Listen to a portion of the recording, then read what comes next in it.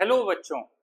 अब तक हमने ये देखा कि माउंटेन्स कैसे होते हैं, माउंटेन्स में लाइफ कैसी होती है और वहाँ पर रहने के ड्यूरेशन में किस तरह के चैलेंजेस हमें फेस करने पड़ते हैं। इसी कंटेक्स्ट में अब हम आगे देखेंगे, वो है प्लेटू।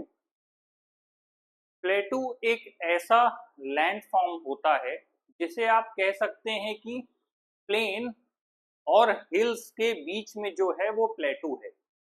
इन अ सिंपल लैंग्वेज, जब कोई भी जमीन का टुकड़ा नॉर्मल से ऊपर उठा हुआ होता है कुछ मीटर, तो वो आपका प्लेटू कहा जाता है।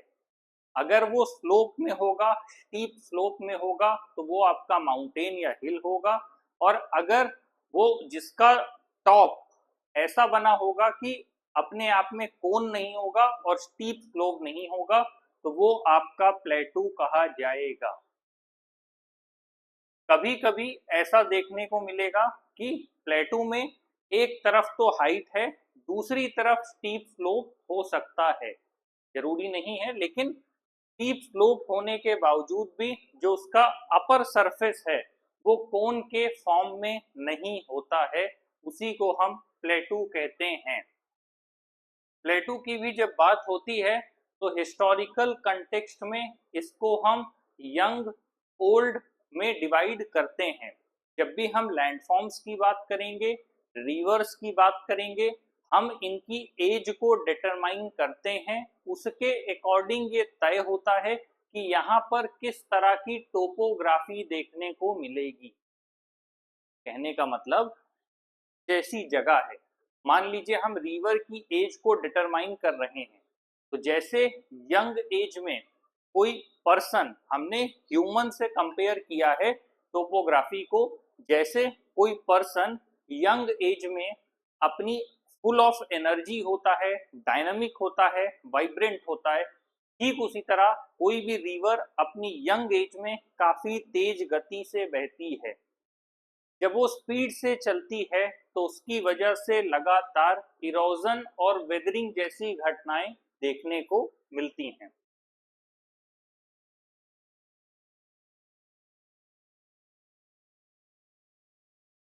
जैसे जैसे आगे हम बढ़ेंगे तो उसी हिसाब से जो दर है वो देखने को मिलता है। जब वही रिवर ओल्ड एज की तरफ जाने लगती है तो ओल्ड एज में वो जो रिवर है वो अल्टीमेटली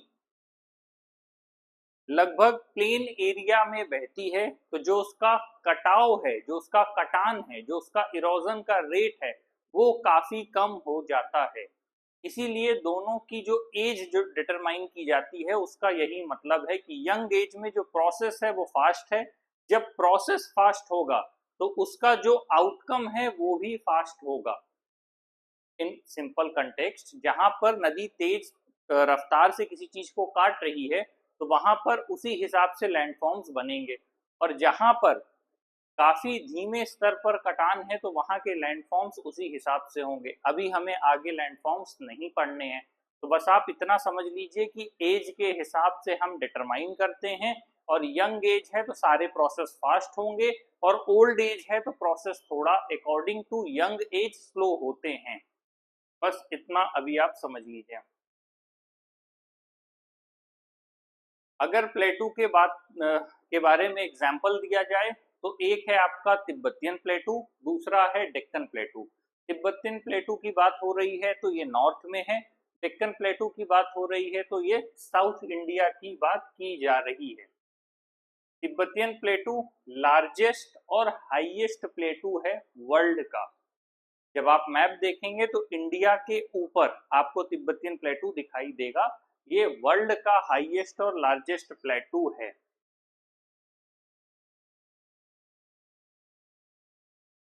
जो हाइट है प्लेटू की वो फ्यू हंड्रेड मीटर से 1000 मीटर तक हो सकती है। इसीलिए मैंने कहा कि प्लेन और हिल्स के जो बीच का हिस्सा है बस वही प्लेटू है, या सिंपल लैंग्वेज में जो जमीन से ऊपर उठा हुआ ऊंचा हिस्सा है उसे हम प्लेटू कहते हैं। जो तिब्बतियन प्लेटू है उसकी जो एवरेज एल्टीट्यूड हाइट है, एवरेज कैसे निकाला गया होगा, कहीं पर कम होगी, कहीं पर ज्यादा होगी, उन सबको मिलाकर के एक एवरेज लाइन ली गई होगी। उस हिसाब से अगर तिब्बतियन प्लेटू की बात करें तो 4500 मीटर है। इसीलिए इसको कहा जाता है roof of the world, from the east to west. Roof of the world का सिंपल सा मतलब है कि जो छतरी की तरह एक तरह से काम कर रहा है, या एक बड़े हिस्से को इसने ढक कर रखा हुआ है। इसीलिए इंडिया के ऊपर वाले हिस्से में आप इसे देख सकते हैं। ये लगभग 2500 किलोमीटर लंबा है, जो कि डिस्टेंस है कितना, चंडीगढ़ से कन्याकुमारी। मतलब अगर हम इसे ईस्ट टू वेस्ट बता रहे हैं, इसे ऐसे से ऐसे बता रहे हैं, ठीक, ईस्ट टू वेस्ट में बता रहे हैं, अगर यही चीज हम ऐसे करते तो हम नॉर्थ से साउथ तक पहुंच जाते। इसकी लंबाई इतनी ज्यादा है तिब्बतियन प्लेटू की। जो डेक्कन प्लेटू है, जिसे हम सेंट्रल या साउथ इंडिया प्लेटू देखते हैं, इस एरिया में पाया जाता है। ये डेक्कन प्लेटू काफी पुराना है और साथ ही वॉल्केनिक इरप्शन से बना हुआ है। वॉल्केनिक इरप्शन का मतलब ये है कि जब भी कोई वॉल्केनो जिसमें विस्फोट होता है, समय के साथ उसमें जो लावा निकलता है, धीरे धीरे वो लावा जमकर ठंडा होकर ठोस हो जाता है, तो उसको हम डेक्कन प्लेटू के नाम से जानते हैं। और इसी कंटेक्स्ट में प्लेटू का निर्माण होता है। प्लेटू हमेशा माउंटेन्स की तरह ही यहाँ पर ज्यादा मिनरल्स और डिपॉजिट पाए जाते हैं। बेसिकली किसी भी देश की संपन्नता या किसी देश की रिचनेस इस बात से तय होती है कि उसके पास मिनरल्स एंड रिसोर्सेस कितने हैं। जब हम रिसोर्सेस की बात करते हैं, जब हम मिनरल्स की बात करते हैं, तो जैसे ये हमें माउंटेन्स में देखने को मिलते हैं, ठीक उसी तरह ये हमको प्लेटू में भी देखने को मिलते हैं।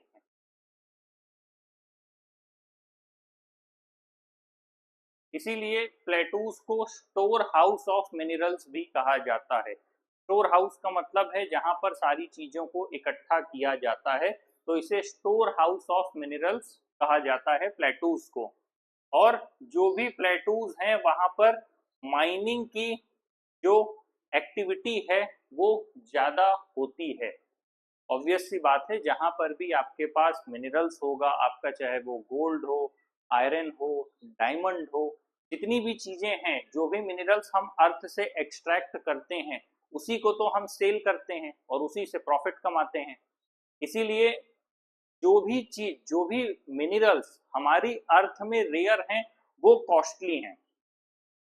अगर आप कहें कि गोल्ड से डायमंड की प्राइस ज्यादा है, डायमंड से सोलेटायर की प्राइस ज्यादा होगी, इसी तरह ये जो क्रम बना हुआ है, उसके जो क्रम का रीजन है वो सिंपल सा है। इकोनॉमिक्स में वही चीज पढ़ाई जाती है, जो भी चीज स्कैर्सिटी में होगी, जो भी रिसोर्स स्कैर्स होगा, उसकी प्राइस ज्यादा होगी।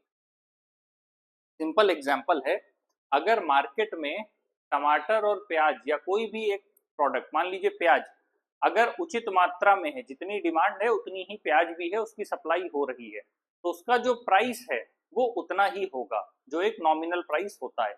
लेकिन अगर सप्लाई ज्यादा हो जाए और डिमांड कम है, तो अपने आप प्राइस कम हो जाएगा, क्योंकि लेने वाले लोग अब क्या हैं, कम हैं।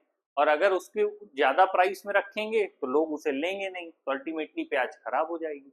लेकिन अगर इसका अपोजिट हो जाए कि डिमांड बहुत ज्यादा है और सप्लाई बहुत कम है, तो क्या होगा, प्राइस अपने आप हाई हो जाएगी। लाइफ में, सोसाइटी में, हर जगह आप देखेंगे, जो भी चीज लिमिटेड है, जो भी चीज प्रीमियम है, जो भी कम है, वो अल्टीमेटली उसका जो प्राइस है वो हाई होगा। तो वही चीज यहाँ पर भी लागू होती है कि जो भी मिनरल्स आपके क्वांटिटी में कम है, जिनकी डिमांड अपने आप ज्यादा हो जाती है, क्योंकि उनकी क्वांटिटी कम है इसीलिए वो स्कैर्सिटी में है। किसी व्यक्ति के लिए सोना, चांदी, हीरा, पन्ना, नीलम, जितनी भी चीजें हैं, इनकी कीमत हो सकती है। एक दूसरे व्यक्ति के लिए ये सारे पत्थर हैं, उससे ज्यादा कुछ भी नहीं है। क्योंकि अगर हम लिटरल सेंस में बात करते हैं, तो ये जितने भी मैंने जितने भी चीजों का नाम लिया, ये एक पत्थर हैं जो पृथ्वी से निकल के बाहर आ रहे हैं। But in terms of economy, in terms of society हमने उसकी प्राइसिंग तय कर दी। अगर नोट की वैल्यू ना हो तो क्या उस नोट को उतनी ही रेस्पेक्ट मिलेगी? नहीं मिलेगी, क्योंकि नोट आपको पावर देता है कुछ भी परचेज करने के लिए, इसीलिए नोट की वैल्यू है, क्योंकि उसे भारत सरकार ने उसको अधिकृत किया है, आरबीआई से वो ऑथोराइज्ड है। ठीक उसी तरह अगर हम मिनरल्स की बात करें तो ये सब के सब पत्थर हैं जो जमीन से निकल रहे हैं। आप समुद्र किनारे जाइए, आपको अलग अलग तरह के चमकते हुए पत्थर पड़े दिखाई देंगे। अगर आप उन पत्थरों को गौर से देखेंगे तो उनमें से ही कुछ बहुत खूबसूरत पत्थर होते हैं। अक्सर कहावत भी है कि समुद्र में जब आप गहरे में गोता लगाते हैं तभी आपको मोती मिलता है। मोती है, सीप है, तो मोती भी आपको रेयर मिलता है, उसकी भी अपनी अलग कॉस्ट है। लोग उसे एज अ ऑर्नामेंट पहनते हैं। तो किसी भी कल्चर में, किसी भी हिस्टोरिकल एस्पेक्ट में, किसी भी कल्चर में, किसी भी सोसाइटी में इन ऑर्नामेंट्स का अपना ही वेटेज रहा है। तो इन सिंपल टर्म्स अगर आप नॉर्मली बात करें कि ये हीरा क्या है, ये आपका सोना क्या है, आपका चांदी क्या है, तो ये जमीन से निकलने वाले पत्थर हैं, इससे ज्यादा कुछ भी नहीं है, इनकी वेटेज नहीं है। लेकिन जब ये एक सोसाइटल और इकोनॉमिक एस्पेक्ट में आ जाते हैं तो लोग इनकी वैल्यू ज्यादा करते हैं, इसीलिए इनका प्राइस ज्यादा है। तो जो भी पत्थर कम मिलता है उसका प्राइस ज्यादा है, जो पत्थर ज्यादा मिलता है उसका प्राइस नहीं है। सोचिए क्या हो कि पूरी पृथ्वी में जहां भी आप गड्ढा करें 1 किलोमीटर के बाद ही, या मान लीजिए 100-200 मीटर के बाद ही आपको सोना मिल जाए, तो सोने का जो प्राइस है वो अगले दिन नीचे आ जाएगा। और अगर ऐसा नहीं है, इसके लिए प्रॉपर माइंस हैं, लोग माइनिंग करते हैं, कई 100 किलोमीटर नीचे जाते हैं, हैवी मशीनरीज लगती हैं, उनको जब निकाला जाता है, निकालने के बाद वो रॉ फॉर्म में होते हैं, उनको पॉलिश किया जाता है, पॉलिश करने के बाद उनको डिजाइन दिया जाता है, डिजाइन देने के बाद उसे मार्केट में लाया जाता है। तो इस प्रोसेस में आते आते वो पत्थर आपके कीमती हो जाते हैं। तो ये एक पर्सपेक्टिव है आपका मिनरल्स को लेकर के। तो जो अफ्रीकन प्लेटू है वो किस लिए फेमस है? गोल्ड और डायमंड की माइनिंग के लिए। इसमें भी एक प्रॉब्लम आती है कि जो देश विकसित हैं, जिनके पास मशीनरीज अवेलेबल थी, उन्होंने दूसरे देश को जब कोलोनाइज किया तो वहां के मिनरल्स का शोषण किया या एक्सप्लॉइटेशन किया, क्योंकि जिसके पास है उसे उस चीज की जानकारी नहीं है। अभी मैंने जो आपको पूरा पर्सपेक्टिव समझाया कि मान लीजिए अगर आपने जमीन से निकाला और वो चीज पत्थर की तरह है और आपको उसकी जानकारी नहीं, तो आप उसे पत्थर के ही भाव बेच देंगे। तो बहुत समय तक ऐसा हुआ कि यूरोपियन और अमेरिकन कंट्रीज ने वहां जाकर के मिनरल्स को एक्सट्रैक्ट किया। वहां के लोकल लोगों को ये नहीं पता था कि मार्केट में इसकी वैल्यू क्या है, तो इसीलिए उन्होंने इजीली उनको ले जाने दिया। और निकालने वाले को पता था कि इसकी वैल्यू क्या है, जिनके पास था उन्हें ये जानकारी काफी देर से हुई। इसको लेकर के फिर कॉन्फ्लिक्ट हुआ। ये हमारा हिस्टोरिकल एस्पेक्ट हो जाएगा। इंडिया में भी ह्यूज रिजर्व्स हैं, किसके? आयरन के, कोल के, मैग्नीज के, जो कि छोटा नागपुर प्लेटू में देखने को मिलते हैं। ये जो कोल है, इसकी वजह से ही हमारी जितनी भी भाप की तकनीक थी, लंबे समय तक हमारे जो ट्रेन के इंजन थे वो इसी कोयले पर निर्भर रहे। धीरे धीरे जो ट्रांसपोर्टेशन था, जो हमारा टर्शियरी सेक्टर था, उसमें फिर चेंजेस आए और इसीलिए अभी एनर्जी कंजम्पशन को लेकर के लगातार इनोवेशंस हो रहे हैं। एनर्जी में बदलाव लाने की बात हो रही है कि किस तरह से फॉर्म ऑफ एनर्जी को कन्वर्ट किया जा सके। हम पानी से पैदा कर सकते हैं, सूरज से कर सकते हैं, न्यूक्लियर पावर से कर सकते हैं, या क्या ऐसा बेटर वे हो कि हमको सस्ते में एनर्जी मिल पाए। आप सोच के देखिए कि बिना एनर्जी के आपकी लाइफ क्या होगी। अभी जो आपके हाथ में मोबाइल है, जो इंटरनेट है, जो लाइट है, अगर आपके पास एनर्जी खत्म हो जाए तो ये सारी चीजें अल्टीमेटली खत्म हो जाएंगी। तो अगेन जो ट्रेडिशनल वे में, अगर आपके पास जितनी भी आर्टिफिशियल एनर्जी सोर्सेस खत्म हो जाएं तो आप वापस से लौट के कहाँ जाएंगे? आप जाएंगे ट्रेडिशनल वे ऑफ एनर्जी में। ट्रेडिशनल वे क्या है? फिर से आप केरोसिन, दीपक, तेल, बत्ती, कुछ ना कुछ ऐसा बनाएंगे और उसको जलाएंगे। तो वो ट्रेडिशनल वे था जो पॉल्यूशन क्रिएट करता था। वहीं से धीरे धीरे होते हुए हम 100 वाट के बल्ब में आए, फिर हम CFL में आए, CFL से आके अब हम LED में आ गए। तो जितना भी धीरे धीरे इनोवेशन है वो एनर्जी एफिशिएंसी की ओर जा रहा है, और ये सारा कुछ जितना भी है वो हमारे रिसोर्स पे डिपेंड करता है। किसी भी नेशन की सबसे बड़ी पावर उसके पास अवेलेबल रिसोर्स होते हैं, और जो भी लोग सेकेंडरी एक्टिविटीज में बेटर हैं, या तुलनात्मक रूप से जो भी countries, foreign countries better perform कर रही हैं, कई बार वो बिना रिसोर्सेज के भी बेटर परफॉर्म करते हैं, क्योंकि उन्होंने एडॉप्टेशन और साथ में ये समझ लिया कि प्रॉपरली मैनेजमेंट के साथ काम कैसे करना है। केवल रिसोर्स होना इंपॉर्टेंट नहीं है, उस रिसोर्स का प्रॉपर मैनेजमेंट आना भी जरूरी है। और अल्टीमेटली जिस भी कंट्री के पास रिसोर्स ज्यादा है तो वो अपने आप में रिच है, इसमें सोचने जैसा कुछ है ही नहीं। तो जो भी प्लेटू की बात हो रही है, इसीलिए हमारे जो लैंड फॉर्म्स है उनकी वैल्यू ज्यादा है। ये जो लैंड फॉर्म्स हैं ये डायरेक्टली हमारी लाइफ से अटैच्ड हैं, और इससे हमारी लाइफ तय होती है। हमारा खाना पीना रहना कपड़ा सब कुछ कैसे तय हो रहा है, इस लैंडफॉर्म से ही तय हो रहा है। और फिर उसके अकॉर्डिंग जो रिसोर्स हैं, तो हमारी इकोनॉमिक लाइफ, सोशल लाइफ, हमारी सोसाइटी, हमारा कल्चर, तो हम ज्योग्राफी से बहुत डीपली टच हैं, बहुत डीपली उससे रूटेड हैं, उससे कनेक्टेड हैं। फिर इसी से हमारी इकोनॉमी और बाकी चीजें भी कनेक्ट होती चली जाती हैं। बहुत से ऐसे प्लेटूज हैं जहाँ की रॉकी सॉइल है, जो कि उनको लेस फर्टाइल बनाती है। हम प्लेटूज की ही बात करें, क्योंकि प्लेन में तो हमको पता है कि रिवर की वजह से वो फर्टाइल होता है, लेकिन जब हम प्लेटूज की बात कर रहे हैं, तो अगर प्लेटूज में वो हिस्सा अगर रॉकी सॉइल का है, तो वहां पर फर्टिलिटी कम होगी, एग्रीकल्चर रिलेटेड एक्टिविटीज परफॉर्म नहीं की जा पाएंगी। तो जब फार्मिंग नहीं होगी तो किसी दूसरी इकोनॉमिक एक्टिविटी पर डिपेंड होना पड़ेगा, वो चाहे एनिमल हस्बेंड्री हो, चाहे फिर वो मिनरल्स जमीन से निकालना हो, आसपास फैक्ट्री को स्टेब्लिश करना हो। ही किसी तरह वो प्लेटू जो वॉल्केनिक इरप्शन से बने हैं, कालांतर में वही जमीन रिच ब्लैक सॉइल में कन्वर्ट हो गई, क्योंकि जो जमीन के अंदर से जो लावा निकला वो लंबे समय में एग्रीकल्चर के लिए उपयोगी था। साथ ही जब हम बात कर रहे हैं प्लेटू की, तो ऑब्वियस सी बात है कि ऐसी संरचना जो जमीन से थोड़ा ऊंचे पर है, तो जब नदी यहाँ से गुजरती है तो नदी ऊंचाई से गिरती है और यहाँ के आसपास खूबसूरत परिदृश्यों का निर्माण करती है।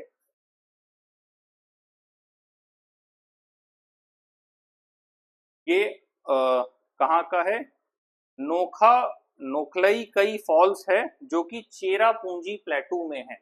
ये नॉर्थ ईस्ट का इलाका है। अगर चेरापूंजी की बात हो रही है तो चेरापूंजी, मासिन राम, ये सब उसी जगह है जहाँ पर बारिश ज्यादा होती है। तो ये नॉर्थ ईस्ट का एरिया है। तो जहाँ पर भी प्लेटू है वहां पर अपने आप जो आसपास है उसे आप टूरिज्म स्पॉट कह सकते हैं। लोग अक्सर जाते हैं। जब ऊंचाई से नदी गिरेगी तो जिस जगह गिरेगी वहां पर कटान करेगी और लगातार गहराई तो बढ़ती ही जाएगी, लेकिन वो टूरिज्म के साथ साथ लोगों के लिए एक आकर्षण का स्पॉट भी रहता है। जैसे विक्टोरिया फॉल्स है जाम्बेजी रिवर में, कहाँ पर है? सदर्न अफ्रीका में। अगर पॉसिबल होगा तो मैं इसका मैप फॉर्मेट भी दे दूंगा। साथ में हुंड्रू फॉल्स कहाँ पर है? सुवर्णलेखा रिवर इन द छोटा नागपुर प्लेटू। उसके बाद है Jog Falls, Sharavathi River, Western Ghats. ये कुछ वाटरफॉल्स दिए गए हैं। जो चेरापूंजी प्लेटू, ये जो मेघालय का फॉल है, ये 340 मीटर्स हाइट को लिए हुए है। प्लेटू के बाद हम प्लेन्स की बात कर रहे हैं। प्लेन का सिंपल से मतलब है वो जगह जो सी लेवल के ऊपर है लेकिन उसकी हाइट नहीं है। यहाँ पर ना तो कोई लार्ज हिल्स मिलेगा ना डीप वैलीज मिलेगी। ये जनरली 300 मीटर से ज्यादा नहीं होंगे, सी लेवल से 300 मीटर से ज्यादा नहीं होंगे। अगर उसके फिर ऊपर होने लगेंगे तो ये फिर अपने आप प्लेटू में आ जाएंगे, और ऊपर होने लगेंगे तो हिल्स हो जाएंगे। तो सी से लगभग जो 300 मीटर तक की हाइट के हैं वो आपके प्लेन्स कहे जाते हैं। जो भी फ्लड प्लेन्स हैं जनरली वहां पर होंगे जो माउंटेन रेंजेस के बगल में है, क्योंकि मान लीजिए ये आपका पहाड़ है, तो यहाँ से नदी तेजी से होते हुए बहेगी, यहाँ से सरफेस पे तेजी से बहेगी, और जहां पर बहने के बाद वो ऐसे फ्लैट सरफेस पे आएगी वो वहां पर प्लेन का निर्माण करेगी। क्यों करेगी? क्योंकि जब वो हाइट से आ रही है तो अपने साथ रिच मिनरल्स लेते हुए आ रही है, और यहाँ के हिस्से में वो अल्टीमेटली आपका प्लेन्स का निर्माण करेगी। और ये प्लेन इसीलिए फर्टाइल होते हैं क्योंकि ऊपर से नदी अपने साथ रिचनेस लेकर के आती है। जब प्लेन की बात होती है तो यहाँ पर हमेशा से सभ्यता और संस्कृतियों का विकास हुआ है।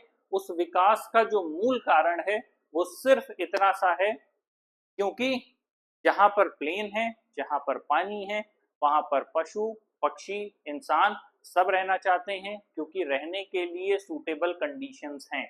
अभी हमने देखा था कि हिमालयन रीजन में अगर हम लोग रहते हैं या ह्यूमन सेटलमेंट होता है तो किस तरह की प्रॉब्लम्स फेस करनी पड़ती है, जबकि जब हम बात कर रहे हैं प्लेन एरिया की तो पॉसिबिलिटी होती है कि यहाँ पर जो प्रॉब्लम्स हैं वो कम होंगी और सेफ्टी सिक्योरिटी और स्टेबिलिटी के साथ लोग रह पाएंगे।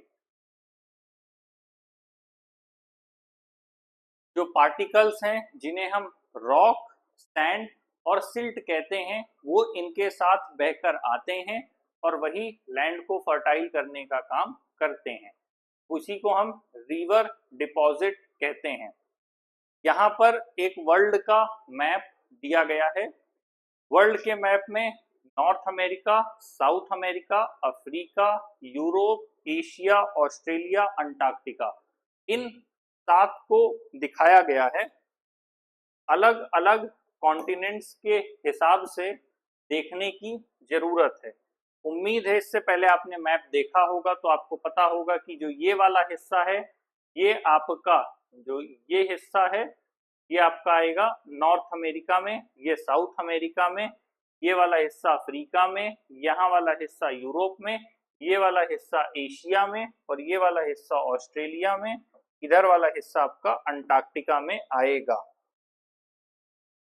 अब इसमें दिया है प्लेटू कौन सा है, रिवर कौन सा है और प्लेन रीजन कौन सा है, क्योंकि पूरे वर्ल्ड को जब हम पढ़ेंगे हमें केवल इंडिया के कंटेक्स्ट में नहीं पढ़ना, जब हम पूरे वर्ल्ड को पढ़ेंगे तो हम इजीली अलग अलग लैंडफॉर्म्स को देख पाएंगे और समझ पाएंगे। तो अगर हम बात करते हैं पहले माउंटेन रेंज की, तो ये जो नॉर्थ अमेरिका में माउंटेन रेंज है इसको हम रॉकीज कहते हैं। रॉकीज के बाद जो साउथ अमेरिका में है इसको हम एंडीज कहते हैं। इधर रॉकीज इधर एंडीज, ये आपकी क्या है, पर्वत श्रृंखला है। वही चीज हमने पढ़ा था। पर्वत श्रृंखला का मतलब एक लंबाई में लगातार पर्वत ही पर्वत आपको ऐसे ऐसे देखने को मिलेंगे, और उसी पर्वत श्रृंखला में कोई एक चोटी होगी जो सबसे ऊंची होगी, उसका हमने शुरू में अध्ययन किया था। यहाँ पर एटलस है, ये पहाड़ की चोटी है। इसी के नाम पर आपका ऑक्सफोर्ड एटलस की किताब मिलती है जो आप मार्केट में जाकर के परचेज करते हैं। अगेन जब हम और आगे आते हैं इसको हम यूराल कहते हैं। यहाँ पर हो गया हिमालय।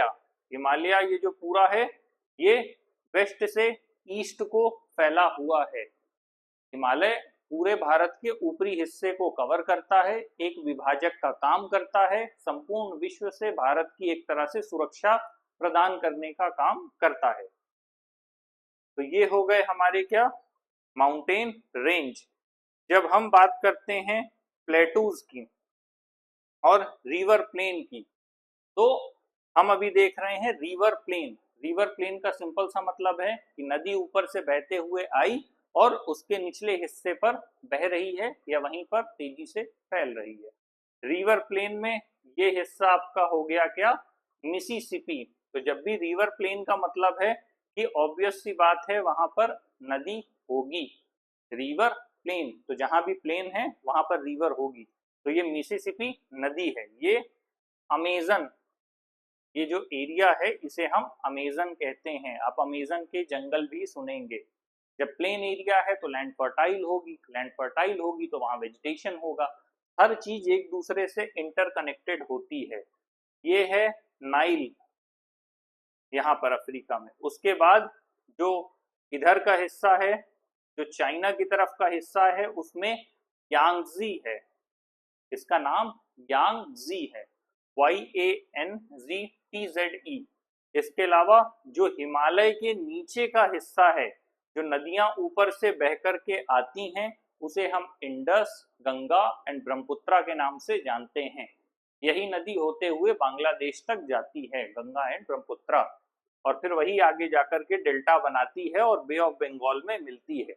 और यहाँ पे जो रिवर है वो अरेबियन सी में जाती हैं। तो ये जब आप बाद में आगे की क्लासेस में रिवर्स पढ़ेंगे हम वहां पर देखेंगे। तो ये हमारे हो गए रिवर प्लेन।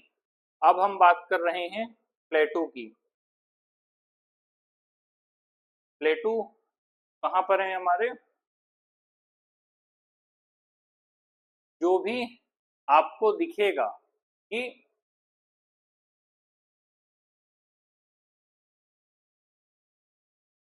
जो भी हिस्सा आपको दिखेगा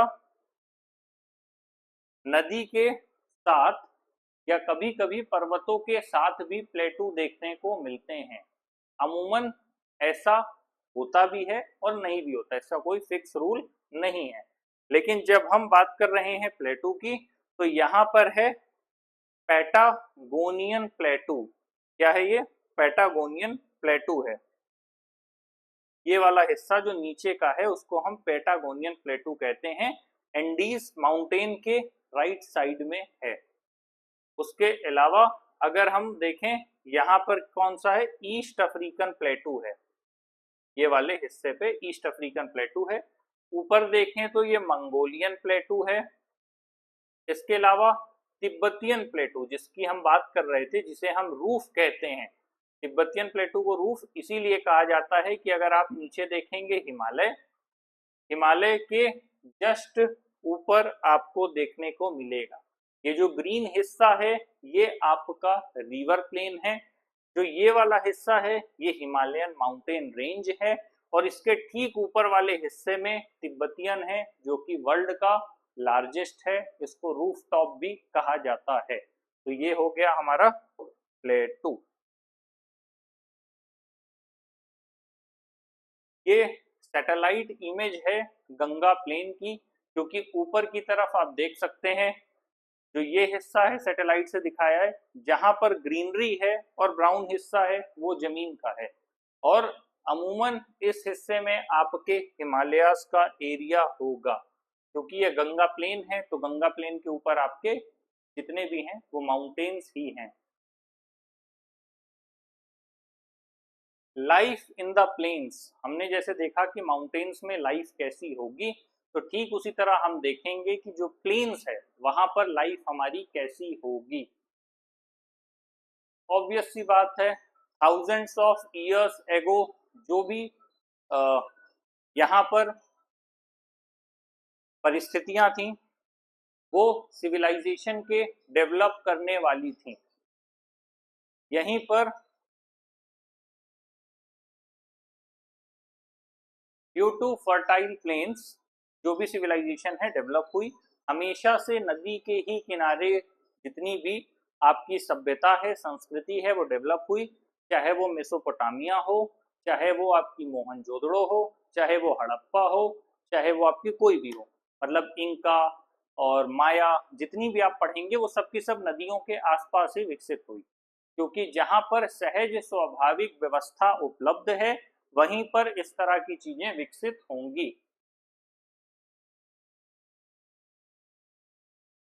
लगभग 40 करोड़ पीपल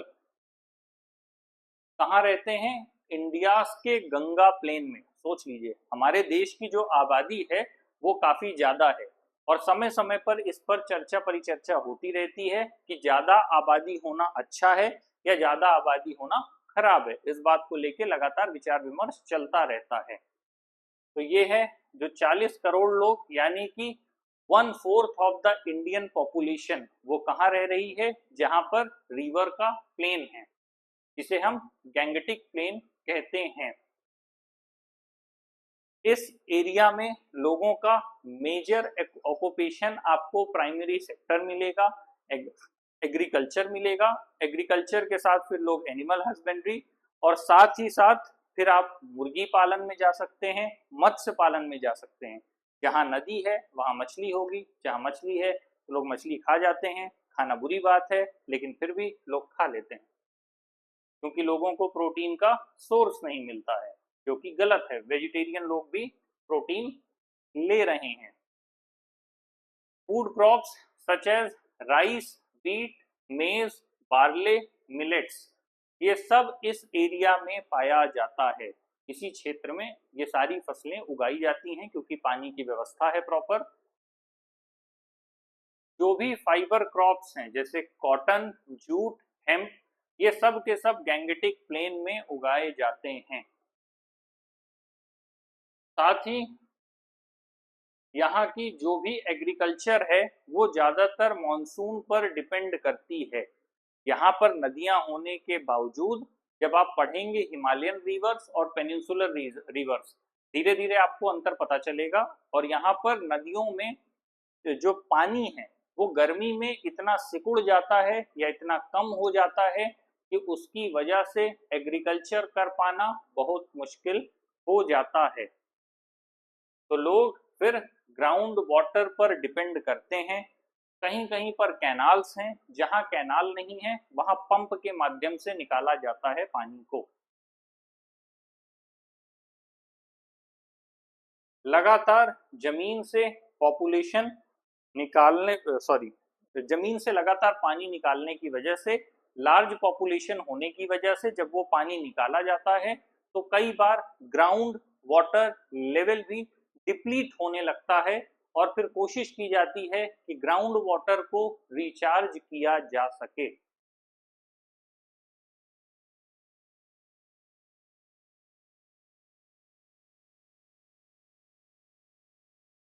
साथ ही जब भी रिवर्स की बात होती है तो यहाँ पर डिफरेंट कम्युनिटीज रहती हैं। हमने पहले भी चर्चा की है क्लास में कि नदियों के तट पर बहुत से त्योहार मनाए जाते हैं। यहाँ तक कि नदियों का ये वेटेज है कि आज भी भारत के 4 जगहों पर अलग अलग, हरिद्वार, नासिक, प्रयागराज, इस तरह की जगहें हैं जहाँ पर बाकायदा कुंभ मेला लगता है। 12 साल बाद महाकुंभ लगता है। तो वो नदियों से डेवलप होने वाली संस्कृति है। तो हमारी जो नदियों का वेटेज है वो केवल नदी नहीं है। हमारे यहाँ भगवान शिव हैं, उनकी जटाओं से निकलती हुई गंगा है। तो गंगा को हमने देवी माना है, माँ माना है, उसकी हम पूजा करते हैं, अर्चना करते हैं और उसके तट पर बहुत से त्योहार मनाते हैं। तो जो इस एरिया में जब सिविलाइजेशन डेवलप होते हैं तो वो अपनी अपनी कल्चर लेकर के डेवलप होते हैं। ये प्लेन्स केवल ऐसा नहीं है कि नदी बह रही है लोग रह रहे हैं, ऐसा नहीं है। इसका बहुत डीप सिग्निफिकेंस है in terms of religion, in terms of culture, in terms of आपकी जो पूजा पाठ और डेली लाइफ, इन सब में बहुत डीप लेवल पर चीजें रहती हैं। लोग गंगा जल भर कर ले जाते हैं और कहा जाता है कि इसे चाहे जितने समय रखिए इसमें कीड़े नहीं पड़ते। अब आप उसको किसी भी तरह देख सकते हैं, किसी भी सिग्निफिकेंस में। तो हमारे यहाँ नदियों को पवित्र माना जाता है। लोगों के दाह संस्कार या जो आखिरी वक्त है, जो उनका जीवन का आखिरी समय है, वो भी नदी के तट पर ही ले जाकर उनको चलाया जाता है। उसके यही रीजंस हैं। तो हमारा जो रिवर से अटैचमेंट है वो बहुत ज्यादा है और इसीलिए यहाँ पर डिफरेंट कल्चर्स डेवलप होती हैं। जब भी हम प्लेन की बात करेंगे तो यहाँ पर इजीली एक जगह से दूसरी जगह जाना आसान होता है। ये रिवर ट्रांसपोर्टेशन दिखाया गया है गंगा का, और लोगों के मन में नदी को लेकर के जो श्रद्धा है वो काफी ज्यादा है, और बहुत सी कहानियां छोटे शहरों की इन्हीं नदियों के किनारे पलती बढ़ती हैं, वो चाहे लव स्टोरीज हो या कुछ और, वो चाहे बनारस का घाट हो या फिर प्रयागराज का घाट हो।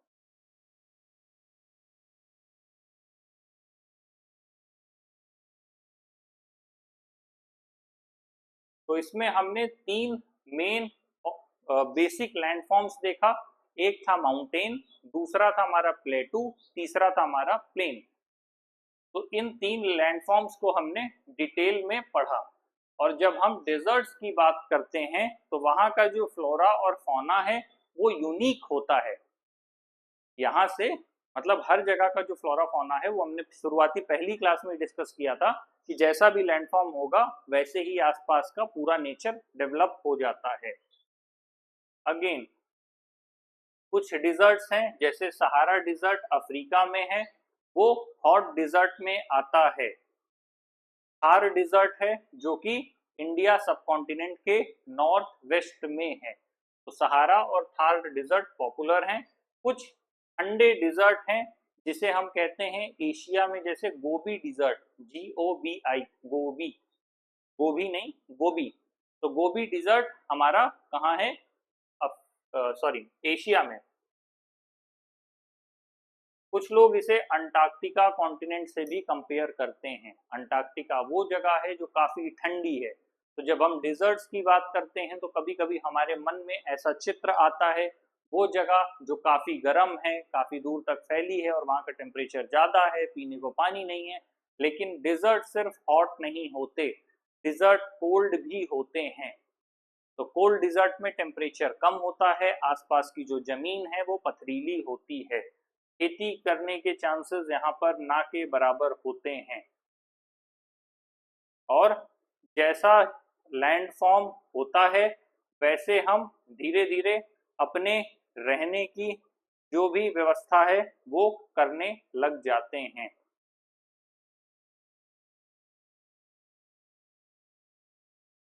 इसीलिए हर एक लैंडफॉर्म एक डिफरेंट अपॉर्चुनिटी को क्रिएट करती है। जैसा आपका लैंडफॉर्म होगा वैसी आपकी लाइफस्टाइल होगी, वैसे आपकी सारी चीजें होंगी, वैसे ही आप अपने आप को डेवलप करने लग जाएंगे। तो सिंपल लैंग्वेज में जब हमने ये चैप्टर पूरा कंप्लीट किया तो लैंडफॉर्म्स एंड पीपल में जैसा लैंडफॉर्म होगा उसका इतना डीप सिग्निफिकेंस है कि वैसे ही पॉपुलेशन पूरी कन्वर्ट हो जाएगी, वैसे ही आपका एग्रीकल्चर हो जाएगा, वैसे आपके वेजिटेशन होंगे, वैसे एनिमल्स होंगे, वैसे ह्यूमन अपने को ढाल लेंगे, वैसे कल्चर होगा, वैसे सोसाइटी होगी, वैसे सिविलाइजेशन होगा। सब कुछ एक दूसरे से बहुत डीपली इंटरकनेक्टेड है। तो इसीलिए आप जिस भी जगह पर हैं, अगर आपको लगता है कि आप अपने कपड़े अपनी पसंद से पहन रहे हैं, आपको लगता है माई चॉइस माई लाइफ, तो आपको गलत लगता है। क्योंकि अगर यही आप अमेरिका में होते तो आप किसी और तरह के कपड़े पहन रहे होते, क्योंकि वहां पर ठंडी है। आप यूरोप में होते तो आप अलग तरह के कपड़े पहनते। आप इंडिया में पैदा हुए हैं तो आपकी हाइट यहाँ के लैंडफॉर्म के अकॉर्डिंग है। आप 5 feet 4 inch, 5 feet 2 inch, 5 feet के हो सकते हैं। लेकिन यही आप न्यूजीलैंड में, ऑस्ट्रेलिया में, अमेरिका में पैदा हुए होते तो चाहे आप लड़के हो या लड़की हो, आपकी हाइट ज्यादा होती। तो आपको ऐसा लग सकता है कि लोगों को कई बार लगता है कि मैं आई एम द वन।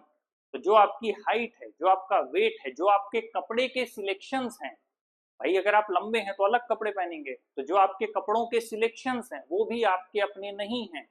तो आप जिस लैंड फॉर्म में हैं उस लैंड फॉर्म के अकॉर्डिंग आपका सब कुछ है। आपको लगता है ये घर मैं बनवा के रह रहा हूँ, अगर यही बर्फ गिर रही होती तो आप इग्लू बना के रह रहे होते।